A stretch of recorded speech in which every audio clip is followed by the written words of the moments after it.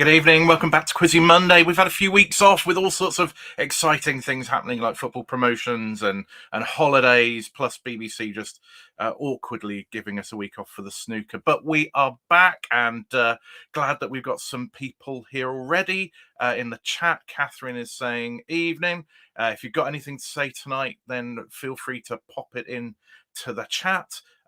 Delighted that we've got Alex Radcliffe, the captain of Durham, with us this evening. I'll bring him on just a second. But before I do, I just want to say thank you to our Patreons. They're our members. They chip in monthly to help support the channel and then join in with some of the fun and games that we have. We've got our latest member, Alan. So we just want to say thank you to all of you.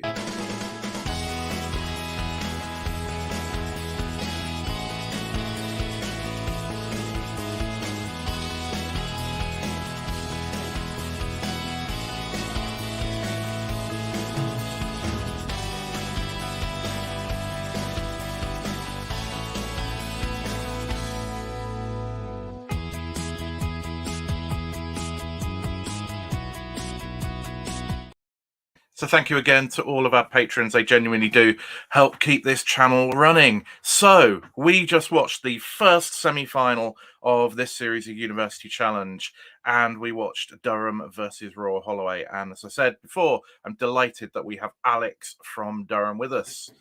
Good evening, Alex. Good evening. Well, that was quite the performance from Durham. Last time we saw you playing Royal Holloway, it felt a very un-Durham-like performance. You lost 125 to 100. There were 5 negs on your team. It didn't. I don't know. It just seemed very unlike you. What did you kind of learn and take from that particular match?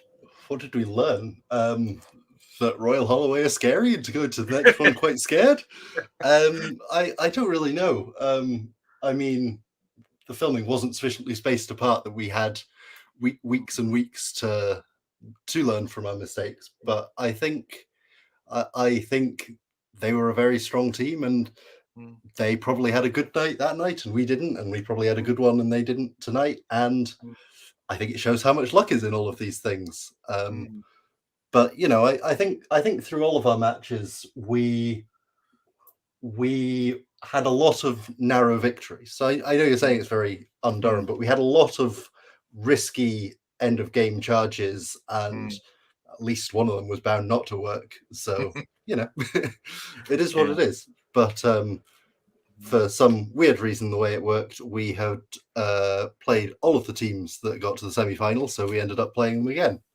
Yeah, I know that was very curious because you've beaten 2 of them, and in the semi-final, you faced the one that you hadn't beaten. Was there any kind of sense of, of all the teams, this one? Well, we discussed it, but it wasn't exactly like we were going, oh yeah, we could play Southampton or Bristol and it'll be easy. You know, I think we kind of went into it going, well, you know, at least we get a chance to try and get our own back, and you know, it'll be what it is. I don't know. I think after the Royal Holloway match, it sort of, I don't know, put a bit of a damper on our spirits because, you know, it didn't feel great. But I think we realized we had to go into this as positively as we can and do what we could. I guess if there's a time to have a reality check, it's in that particular round. It's in the match you can afford to lose. Exactly. I think there are a bunch of ways in which you could say we've been lucky in this competition. But particularly, I mean, we won one match against them. We lost one match against them. I think it's hard to argue that we deserve to go through more than they do. But it worked out, and in a way that's good for us. So it's, you know, get all credit to them for being such a strong opposition who managed to scare us so. And they are a good team. I mean, Brown has been one of the standout players of this tournament. She was relatively quiet tonight, but she's been a superb player throughout. Harvey had a good night as their captain. So we saw the quality there. Yeah, absolutely. And they're also lovely people. Like, you know, we've met them more than we have most of the other teams we played, and you know, they are just lovely people. And you know, we chatted to them before, chatted to them after, and you know, it was lovely to get to know them as well. So yeah, Yeah, no, they come across really well. Mm. In the previous match, so the one that you won to get into the semi-finals, that was UCL, wasn't Yes. it? And you were 130 points to 60 down at one point, and then came back to win 145, 160. So talking about leaving it late and having to do the mighty comeback, were there times you're thinking, can we not just do it the easy way at some point? Well, it would be lovely, but I think our attitude is we'll take wins however we can get them. And I think, if I'm honest, sort of thinking about our strengths as a team, I think we do seem to be very good at putting the pressure on when we are behind and coming back. And Mm. doesn't help my heart rate, but it seemed to have worked well enough overall. So I think there's a lot to be said, though, for the ability to not panic in that situation, because that's the one thing that's just going to seal your fate, isn't it? But if you've got sure. the clarity to still be buzzing when you should be buzzing, to be converting bonuses, that's your only way to victory, and that's what you managed to do. Apparently, yeah. It was, they were clearly once again a very good team, and it was. I think that was probably the scariest point up till that point. Mm, Like when we were that far behind, I think that was other than maybe a little bit in the Royal Holloway match. That mm, that was the only time when I was like, I feel like we've definitely lost. mm, Um, and sort of the first time knowing that would mean we were out of the competition, it was kind of like, mm. well, let's make a last charge, and fortunately it worked. But Yeah. but yeah, it yet another match that clearly could have gone either way. Yeah, and the margins are so fine, aren't they? It's a fraction of a second on a buzz can Yep. swing 25 points in your direction or away from you. Um, so you just need a few of those, and you had a late rally in that match. Raw Holloway had quite a comeback potentially on the cards this time round. They got the last four starters. Yep. Um, Absolutely. but what they weren't doing was converting the bonus attempts as heavily as they needed to. No, Um, bonuses are funny though because mm, because they're themed. It is so easy to just get zero on them. Like quite yeah, often, you'll just hear a topic for it, and you'll be like, "Oh, well, I'm not getting the next three." yeah, Quite often, you'll be right, but it is what it is, and I guess you hope yeah. it evens out to something fair in the long run. Yeah, and sometimes your luck it just doesn't go with you, like, saying Lully for two, not saying it for the third, and then it is the third, and it's that Yeah, sort of, you've got to feel uh, for them at that point. yeah. Um, But but yeah, but I yeah. mean, it was, say, a very, very strong start from your team. We'll get onto that in a second, and before we do, just want to run through winners of last week's votes. Quizzer of the week last week was Dag Griffiths for a stupendously high score in the Merseyside Quiz League. Second was Victoria Gross for great performances in two competitions. And third was Pat Gibson for his performance previously in the Quest Grand Prix. Team of the week was Let It Snow from OQL USA. And joint second was Motley Crue of Quiz Nations Asia Pacific and Southampton of University Challenge. Don't forget, you can nominate anyone for Team and Quizzer of the Week. Go to tinyurl.com/ATQ nominations. Nominations close at 5 p.m. every Monday. So, on to tonight's match. And Durham got off to a very nice start. You got in, I think, with the first buzz, maybe the first two buzzes. Yes, I think it was the first two, Yeah. which at least one of them was a guess. I think they may both have been guesses, but I'm going to claim there was some skill in that. But it was certainly a good start for us, and I think that did help give us a bit of confidence, especially after knowing we'd just lost to them. So Mm. I think there's something about, once the question's completed, if you've got an intelligent guess, you might as well go for it. And we were talking beforehand and talking about the Endeavour buzz and how sat home tonight watching it, you didn't yeah, get it. I, But I couldn't tell you anything about the HMS Endeavour, but apparently I could on the show. So glad I knew stuff then. so nice inspirational play, and you kind of you got, say, the first three, then you had popular science, film, and early 20th century literature. The film didn't suit you so well. I mean, to be honest, I hear all of those topics, and I am praying somewhere else in my team can cover me. And fortunately, being the wonderful team they are, they could. But there was a very relatable moment from you when the question was about cow, and it's like, okay, yeah, I've heard about this yeah, one, no, but I've got a friend at my college in Durham who went on about this film, and I was like, I know it's a film about a cow. Don't know who directed it, so oh well. the one piece of information you need right now, and it's not there. But I think we've all been there, and it's like, Oh, the absolutely. thing you heard the day before, and you wish you were paying more attention, and that sort of thing. It just, um, it was, yeah, it was. Well, it didn't harm you. I mean, you didn't pick up the bonuses, and again, that sort of randomness of the bonus sets. You can get them all, and you could get none of them. It just depends how it falls. But I thought for me there was some really good teamwork involved.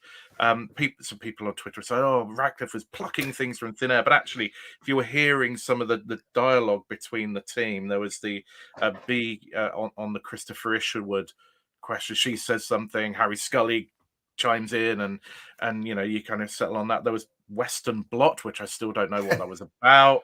Harry chipping in with the wedding feast at Cana. Your team has a very open kind of dialogue and collaborative approach. Watching that back, I imagine as a captain, that must be one of the most satisfying things you can see.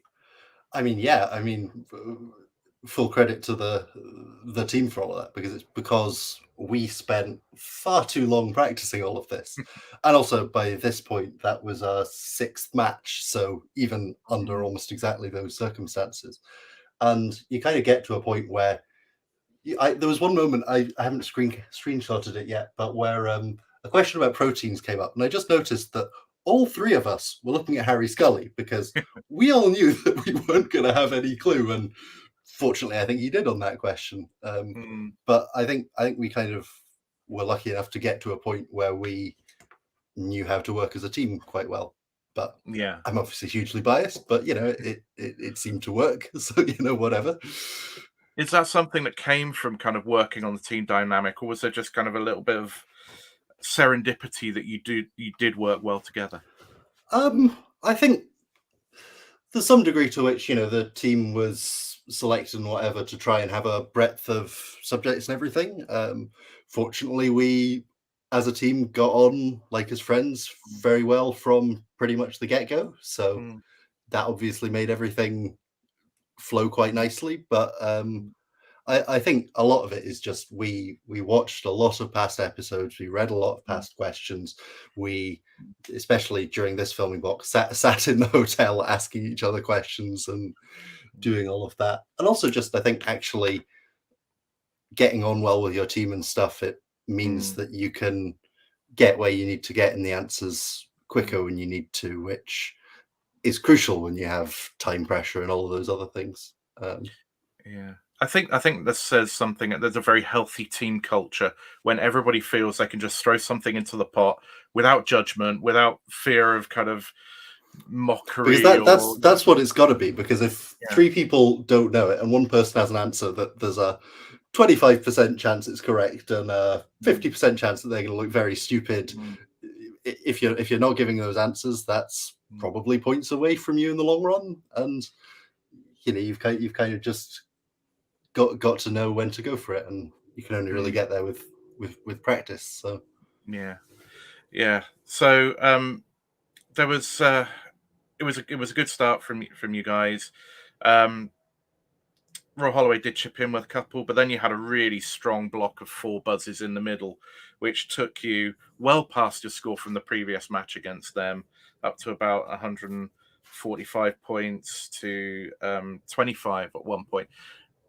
When you're stretching into a lead like that, having been beaten by them previously, are you starting to think that this is your night, or are you thinking we never do things the easy way, so let's not be complacent? What's going on I in your I head? don't think at any point, like if I remember that match, I don't remember it feeling unstressful. I don't remember it feeling as stressful as the previous Mm, one or the one before that. But like there mm, was no point where we were like, right, we've got this. It was continually we know they can beat us. We've seen it happen. So let's not let that happen. And I think we did. I don't know whether there was anything actually going on, but we seemed to let it slip, and fortunately, not enough for it to cost us. But yeah. Yeah, I mean, it's everything's relative. I don't, you didn't really let it slip. You still won by 70 points in the end, but Sure. but you built up a commanding position from which you had a little bit. You sit back in the blocks perhaps a little bit more than you otherwise might have done. The music round, Gerard has put in here, found the questions on tonight's UC pretty tough. Even the pop music round, where being in my 50s usually gives me an advantage. Yeah, I mean, that was a bit of a beast, and that did fall your way, didn't it? It was Yeah. I don't think music questions were ever something that we thought were going to be our strong point, but it's still. I think when we heard that those questions were going to be about reggae, it was not a good sign for us. I think that kind of round, it's sufficiently specialized that the questions probably aren't that hard. But if you're the kind of person who knows enough to get one of them, you might well get three of them. And if you don't have anyone who really listens to that, you'll probably get none. So we tried, and we maybe should have got the clash, but I don't think we always hear the music round and go, especially if it's classical music, because I mean, theoretically we should know some, but practically speaking, we don't.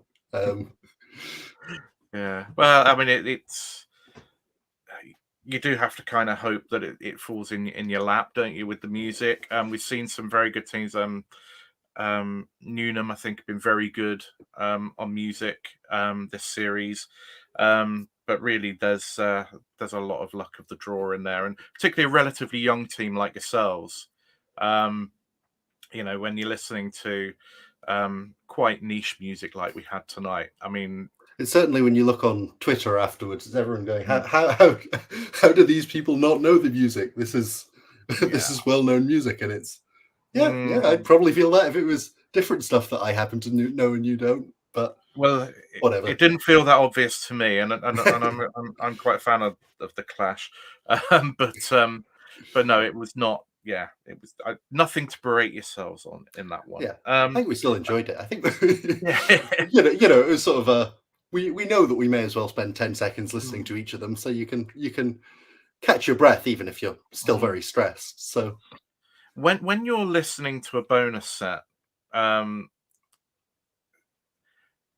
but there was something interesting that I saw or noticed in the Raw Holloway's consideration of the cities when it was the Yemen one, and I think, and it was Sana'a, and it was not that Sana'a's not there, but it was like, oh no, it's too obvious to be there. It felt like they were second guessing the construction of the set of bonuses and how the setters' minds work. Does that sort of thing come into your equation as a captain when you're thinking the first one should be relatively easy, the second one's a brute, and the third one kind of midway between? I don't think I quite went that far, but there are definitely times when I think quite often you go into a bonus round, especially if you don't know much about it, you go, right, there's about a 50% chance one of them's going to be this person because they're the person I know in it. And there's that. But I don't know how other people feel, but I personally don't think I really did that. I think it does also, there was, I remember Harry complaining about, well,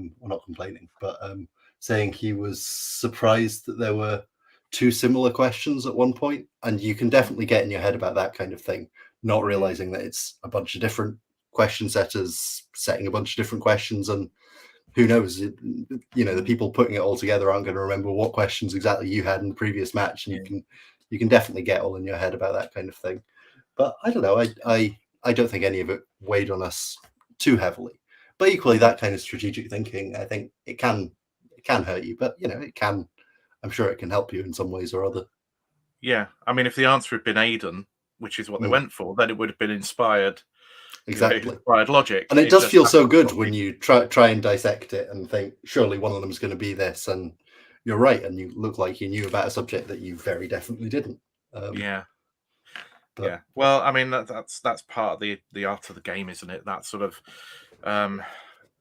knowing when to go to your go-to answer or throw caution to the wind, or stick with an answer for all three and the hope that it's going to come up and give you 5 points somewhere. It's yeah, definitely Yeah, can't. I think we definitely throughout the series there were quite a few rounds where we we just went, we don't know this, we're gonna guess. We still don't know this, we're gonna guess. We still don't know this, we're gonna guess. But obviously, if for the last one you feel you know something better, it does feel especially bad if you unfortunately do get caught out like that. But Yeah, it's unfortunate. Everybody kind of feels for it. I mean, viewing absolutely, I'm sure a lot of viewers do kind of enjoy those moments as well. But yes, from a quizzer perspective, yeah, I feel the pain. Now, you had a good night personally as captain. Saw on Twitter just before you came on that Harry Scully posted a very nice comment to you, to which you batted it back and said, "No, it was a brilliant team performance." well, But you yeah, got I five. think throughout the series, you can look at an episode and go, someone did really well, but Mm, full credit to the whole team who have mm, been a team who have done really well mm, thus far. So I think it's obviously easy to give credit and all of that, but I think the reason we've done as well as we did is because we work well together as a team more than individually. mm. But that being said, yeah, for some reason my best performance thus far came on about 2 hours of sleep with a bunch of guesses which happened to be closer to correct than a bunch of other things. But I'm very happy it turned out the way it did, and I certainly came out of that match going, that was my moment. That was that was probably one of the most impressive things I'll do on the telly. And So it was good. I mean, you're a scientist by trade, theoretical physics at the moment, and yet it was HMS Endeavour, Buffalo, Buffalo, Buffalo adjectives, autarky. You yeah, weren't just diving in on, waiting for the science and diving in on that. You were coming in on all sorts. It showed range. Um, yeah, I feel my knowledge it's very specialized, but it's not very specialized in one thing. It's very mm, specialized in about four things. So like if you take maths and physics, you take languages, you take maybe a couple of other things. It's maybe not narrow, but it's selective. mm, But yeah. yeah, I don't know. And I think that's why quite often, how it looks like you do varies a lot from night to night, because Yeah. I go into it going, if there are questions about maths or there are questions about languages, I reckon I've got a decent chance at getting them. Mm, If there aren't, I won't, and mm, it can go either way. So yeah. you also, I think, we kind of learnt a couple of things that we knew that none of the team specialized in, and we all knew we had to try and brush up on that, and I don't know, probably worked some of the time and didn't other parts of the time. Mm. But yeah. Interesting. So, how much of a sense do you get? I mean, you played obviously Royal Holloway. In fact, you played all of the ones in the final four. But before the tournament started, did you have much of an idea about any of the other teams? Had you been on the circuit? I had been reserved for Durham the previous year, so I'd done training with the Durham team, um, and I think that absolutely helped me Mm, personally, getting used to the format and mm, just learning a bunch of stuff. But I think just because it's different people every year, mm, you kind of go into it. I know there are people. Harry Scully's done a bunch of quiz bowl quizzing for mm, Durham and a bunch of OQL and stuff, and he knows the circuit very well, and that's probably a bunch of how he knows so much. But he may well have known more bits about it. And once the competition started, you hear things from chatting to everyone and so on. But mm, I think I think we discussed it for the start of the competition. We kind of came to the conclusion of there's not really a team you can hear that you're playing that you'll go phew, because either mm, you go it's a team who you know is scary, or it's a team who isn't. You go, ooh, we know nothing about them. That's really scary. So yeah. it's just. But yeah, once you get to this point, we were definitely going into this not knowing who we were going to play next, going, we know those three are through. We know they're scary. We know they're scary. We know they're scary.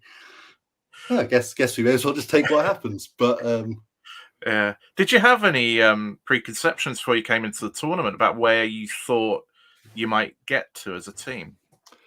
I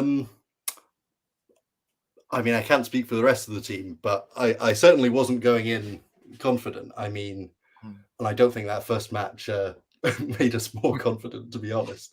But no, I mean, I went into that first match. One thing is, I did know we were very much with the goal. We want to stay in the competition as much as we wanted to win. So we were, and I think Bristol were as well, going for a high score in the first match to try and make sure we stayed in. And so, I reckon, we'd done a bunch of practice and we knew we weren't, horrifically out of our depth, but we also, we'd never done this before. So I think it was really scary, and that's kind of just inevitably the way it is. But I think after, especially because I don't think there was very much of that journey that felt easy. I think there was definitely, after every match, except the one we lost, a sense of, phew, that that's nice. That very clearly could have gone the other way. So I don't think there was any point in the competition where we really felt confident, or certainly where I did. Well, that's good. It keeps you guarded against complacency, which I guess is very important, because that can come and smack you in the backside quite brutally if you are complacent. Before we go on to talk about any of the particular questions that appeal to you tonight, I'm just going to play a quick video. Last week's answer in need of a question was Pride, and this question from Michael J. Ritchie 1. In the Toy Story films, what is the surname of Woody, used in the TV show Woody's Roundup, for which he was merchandise? Well done, Michael. Inspired by Northampton Town's promotion to League One, this week's answer in need of a question is up, and you can now vote on the long list at tinyurl.com/WITQ-up. Voting is open till Wednesday, when we'll release the shortlist for you to find a winner. And if you want to submit questions for What is a Question, well, we release a new answer in need of question every Sunday morning on Facebook and Twitter. All you have to do is reply to that post with your question. Deadline for sending in questions is Monday at 4 p.m. So, of the questions tonight, what was your kind of take on it in terms of bonuses? Were there any that you particularly enjoyed? Bonuses. It's incredible how much I've forgotten already. But I don't actually remember many of the bonuses at all, particularly suiting me. But I think B had various very good answers on literature questions. And I think watching her get them and watching myself go from, oh, I don't know that, to, oh, good, she does, was quite good at the time. Yeah, I mean, everybody was chipping in, and so that happened on the buzzer. B got a couple, Harry got a couple. You were plucking some things. I was going to say out of thin air. That's not fair. But you come up with Durham Mountains, which is a good educated guess.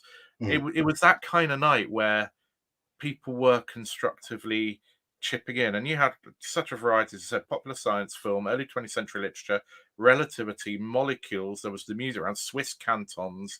There was one bonus question that I really liked. There was a question about Marcus de Soto's something, but it was about moonshine, which is what the project, which I had been putting off in 2 days, that I had about 20 pages to write left, was about. So there was I think I had a little chuckle to myself when that happened, going, that's that other stressful thing that I'll be stressed about in half an hour.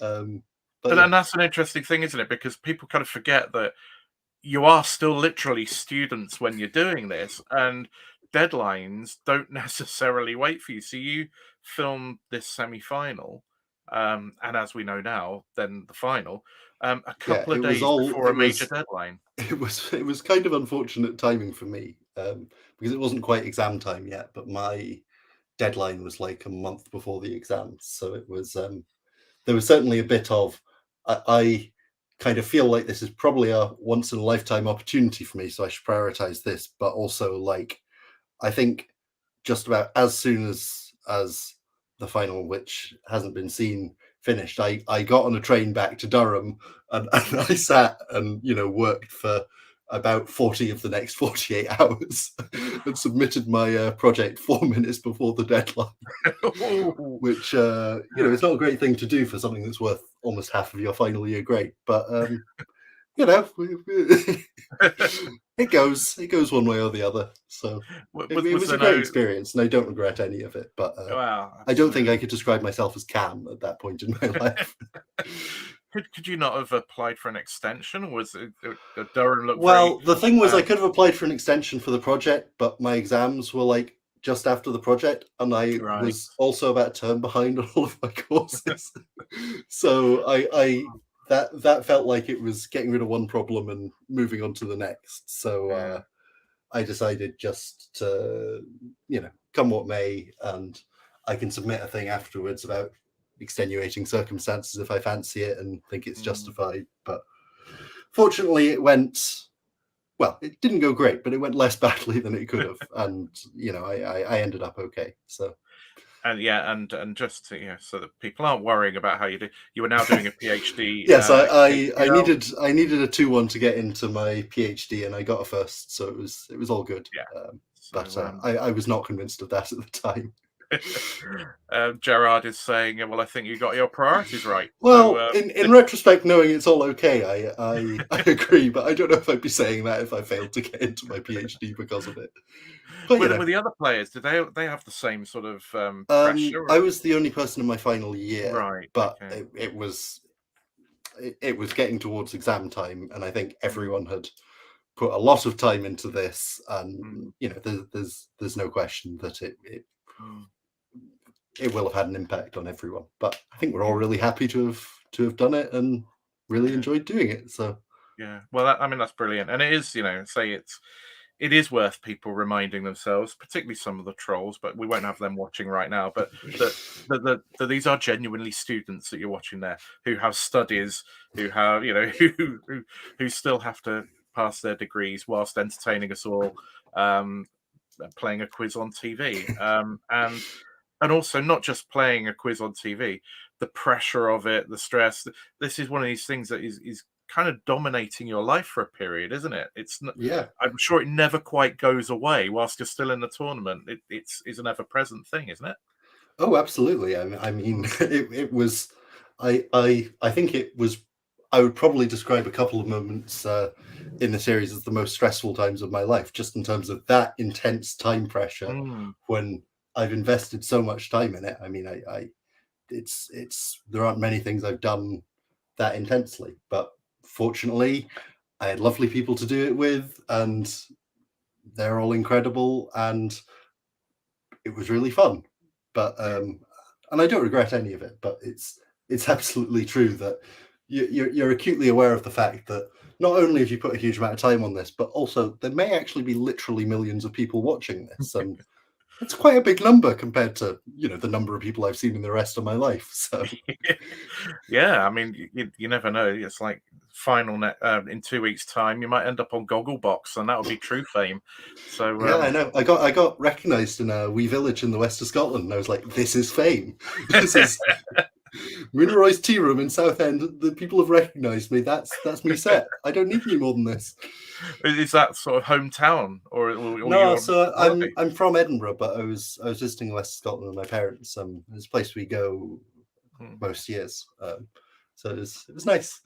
yeah, no, it's like, and it's nice when you get that sort of unexpected good reaction. It just kind of, I think there's certain, I don't know, a certain gift that keeps on giving thing when you have a good a good experience on TV, and then it's reinforced by people being nice about it, and then people telling you they enjoyed watching you. It kind of it does make the thing I don't know, gives some longevity to the good vibes that you get from it. Sure.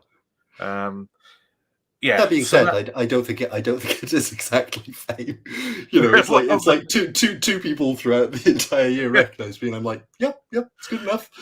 Well, there's still time yet, Alex. Come on. Indeed. We are going to look at the nominees for Quizzer and Team of the Week. When we come back, I'll ask Alex what his champagne moment of tonight was. And if you want to put your champagne moment in the chat, then feel free. Nominations for Quizzer of the Week. Scott Blish got 7 out of 8 in OQL USA. Loads of people got 7 out of 8 in OQL, so Sean Drury gets a nomination for doing it from Division 7. Andy Kravis got 7 out of 8 in OQL USA. Johan Munro got 7 out of 8 in OQL USA Regions, as did Greg Zethner, 7 out of 8 in OQL USA Regions. For Team of the Week, Keep the Faith got the highest score in Quiz Nations Asia Pacific. No Hat Mafia won the Connections Online Quiz League USA for the 3rd time running. Quizzical Entities got the joint top score in OQL. Sesquipedalophobes won Connections Online Quiz League UK. Suburban SoCal Sprawrats were the top scorers in OQL USA regions. And tonight's University Challenge winners get nominated. You can now vote at tinyurl.com/QW15MAY23. That's tinyurl.com/QW15May23. Voting is open until Friday afternoon UK time. And I will just put Valerie into a flap and say we will add Alex Radcliffe as a nominee for Quizzer of the Week for your MVP performance, 5 buzzes in tonight's show. To give us some nice variety from all the 7 out of 8s that we had in the various competitions this week. But yes, an important and strong performance from Alex. So, Alex, sitting back, watching it at some months' distance from when you recorded it, what was your favourite moment of the evening? Actually, watching it back, it was something I hadn't really remembered, but it was a question. It wasn't a question I got. It was a question Joel Abramovich got. It was, what is the first power of 2 that's more than 1,000? Because that's exactly the kind of question that going into this competition, I go, I feel I can get that as well as anyone. He got it like within half a second of the buzz, and I think just fair play to him for that, and credit where credit is due. I think that was good to watch. It was a very good buzz. I think that the one from me, which because something like that I'm never going to get in a month of Sundays. You could get to the end of the question and I still would never get it. But the PCR one that he got, I thought was really good as well, because actually, as soon as he said it, it's like, oh, I can piece these things together. And now we're thinking about a PCR test and it starts making sense, assuming that is what it was. But that's where my brain went to. I thought, oh, Yeah. that's very, very good to see that. Absolutely. I liked your performance. What I really liked, though, I think was the teamwork, and it was the Christopher Isherwood answer, because that was just a really good exemplar of somebody making a connection, other people kind of validating it, a little bit of discussion. Yeah, And I think it the answer emphasizes out there. that if you kind of think out loud in this kind of thing, other people can put together the pieces, and Yeah, you're really making the most of the fact that you have 4 people, not just one. yeah, And I think it can be difficult to actually manage that under all that time pressure. So it's nice when it yeah, does work out. yeah. And then, as captain, you're kind of hearing all of that and still having to make a call. But I think what is important for me watching it is you got a team who felt okay to just throw something into the pot. Other people who were able to take it, run with it, and you came to a good answer. And I'd say on University Challenge, there are 2 things that impressed me. One is a phenomenally good buzz, and the other one is phenomenally good teamwork. And I really enjoyed the teamwork Yeah, tonight. and full credit to my wonderful teammates if they end up watching this, for all of Yeah. that. And just to confirm from Valerie that your name is now in the vote, so people can vote for you. Lovely. Well, I'm honoured to be in the running. Yeah, so that is it for our show for this week. We've got another semi-final next week, and then the grand final. We're just really looking forward to the remainder of these matches. Just all the teams are so good. Yeah, I mean, I haven't seen the next match, but having played both of the teams in it, I'm very sure it'll be a good one. Oh, it will be, because it's Bristol Southampton, isn't Bristol, it? Southampton. Oh, Yeah. that's just mouth-watering. This season has had so many good teams. From what you've seen, who do you think were the best team not to make it to the semis? I think our team that went out quite early, who deserve credit, are Sheffield. Yes, so Knowing that's them outside of Lewis this, Jones, and Danny Lardner, etc. Very good team. Yeah. incredibly scary. And we ended up playing them in a friendly match a bunch after that, and it was a very close match. UCL, who we played, obviously so easily could have got to the semis. Newnham, also such a lovely team to watch, but a genuine contender who so easily could have got there. And all of this, it comes down to a few buzzes, and some teams who absolutely would deserve to get there don't, and that's kind of just the way of it. But it's lovely having all of these wonderful teams in there anyway. And that's the nature of competition, isn't it? You get shocks, and you get some teams that just pull out a result, and others that don't quite do it on a day, and that's the tournament format. You did touch on something there that we weren't live last week for Newnham. We did have Newnham on a few matches back in their run, and actually there was a similarity that struck me between them and yourselves tonight, which was the fun that you seem to be having. They have enormous joy. I mean, I can certainly tell you none of that is fake. We well, we definitely enjoyed ourselves, even if it was stressful enjoyment. Yeah, but that then comes across, and that makes a team, endears a team to the viewers, and it just kind of it makes the whole thing fun. So Newnham, it's a shame we weren't able to get them on last week because we were doing other things, but they were a wonderful team, and just pay tribute to them because they have made this series memorable, or one of the teams that have made this series memorable by the spirit in which they played it, the joy with which they played it, and I say that joy I kind of saw in your team certainly early on. The discussion, the laughing, etc. It was nice to behold, and how we like to see the game played. Albeit, if I was on, I'm not so sure I would be quite so affable. I'm sure I would be game face, stress faced on, and I don't think any of the times where we've been significantly behind in the series, I don't think you'd look at us and go, "Oh, they're very relaxed. They're having a good time." But it's nice when you get a moment of just enjoying yourself. Yeah. Well, that is our chat for tonight. And so I'm pleased you could come on, Alex. It's been wonderful chatting to you once more. Everybody in the chat, you've been talking about Dag Griffiths, who won Quiz of the Week last week. Yes, he was one of the big names of 15-1 in the William G. Stewart days, and he's 80, and he is still superb, as it turns out. Don't forget you can vote in What Is the Question at tinyurl.com/WITQ up, and you can vote for Quizzer and Team of the Week at tinyurl.com/QW. What's today's date? 15 May 23. I have to remember the code. And don't forget, we do lunchtime quiz time every day between 12 and 2 on Twitter. And if you want to play What Is the Question next week, we'll release a new question on Sunday morning. We will be back next week. I have no idea who the guests will be. At least I know for once who the teams are. So I'll be doing my devilish best to try and get people on. I will come a knock in for the finalists in due course, but I won't put Alex on the spot right now because I'm sure there will be stuff going on. But we will be back the next 2 weeks, and then that will be it for this series of Quizzy Monday. Thank you so much for watching. Thanks once again, Alex, for coming on, and good night. Good night.